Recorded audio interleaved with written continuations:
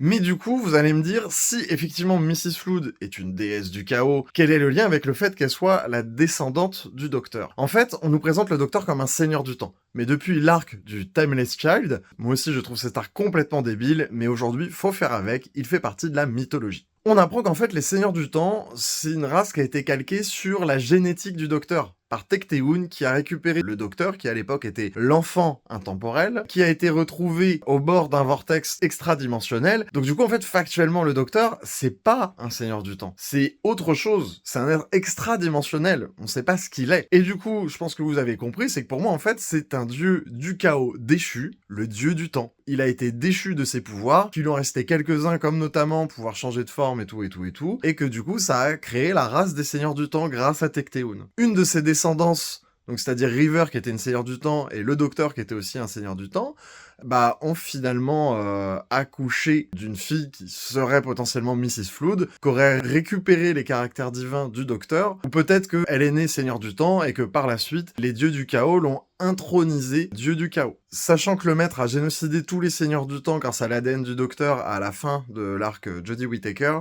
ça aurait pu même en plus la protéger de tout ça, et peut-être même du coup qu'elle aurait fait ça pour simplement protéger sa fille. Donc voilà, je reprends du coup Mrs. Flood, une déesse du chaos, descendante du Docteur, le Docteur, ancien dieu du chaos. Voilà, c'est plutôt huge, et en plus je pense que derrière c'est un arc qui pourrait permettre à la série de plus voyager dans le temps et dans l'espace, mais aussi dans les dimensions et dans les univers, ce qui est logique, hein. Il y a un D dans TARDIS qui veut dire Dimension. Franchement, ce serait super chouette, je comprends qu'on est un peu parti loin, mais il y a peut-être un peu de vrai là-dedans. Alors, qu'est-ce que vous en pensez de votre côté? Dites-moi tout en commentaire. À l'heure où j'enregistre ce TikTok, on a 3 épisodes de la saison 2, et Mrs. Flood semble clairement être une méchante, hein, surtout vis-à-vis de l'épisode 3. Mais bon, je vais faire des TikTok épisode par épisode pour la nouvelle saison de Doctor Who, donc abonnez-vous parce que je vais reparler et avancer sur la théorie de Mrs. Flood là-dessus, et surtout voir si on a tort ou on a raison. C'est l'avantage des théories, c'est que ça fait marcher l'imagination, et si on a tort, c'est pas tout le temps grave quand en tout cas le scénariste nous offre de belles révélations.